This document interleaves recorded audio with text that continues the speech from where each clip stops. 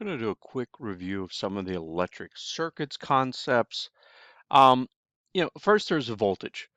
Uh, when you look at the membrane of the axon, there is the exterior fluid and interior fluid, and there is a net positive and net negative on either side of the membrane here, which is a few nanometers in size.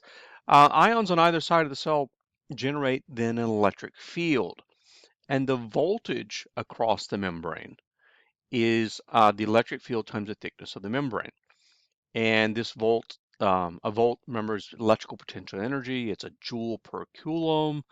If you look at the electrical potential across the membrane in a nerve cell, the inside of the nerve, the fluid inside the axon, is at minus 70 millivolts with respect to the fluid outside the axon.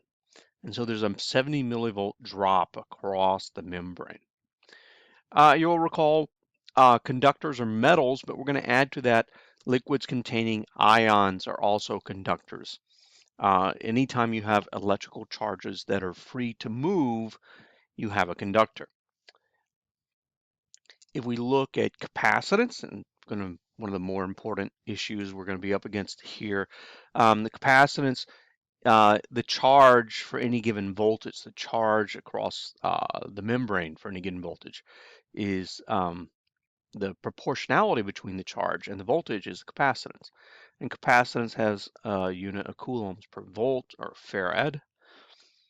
Between two layers, you can have a dielectric. And dielectrics are materials where the charges are not free to move, but they are free to move around a little bit, reorient, or they have molecules in them that are polarized, like water.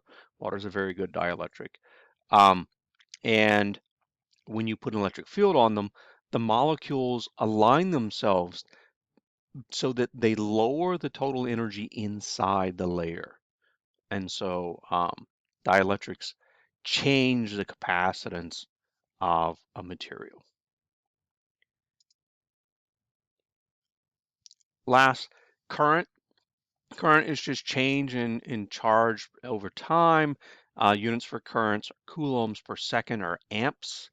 And if you'll recall Ohm's law, V equals IR, and actually I'm going to write this in terms of the conductance, actually, V equals I over conductance, symbol for conductance, G. Um, so there is the inverse of resistance is conductance, which we're actually going to use conductance more in this than we are resistance. So I over G, the conductance. All right, so resistance is keeping things from moving, conductance letting things move.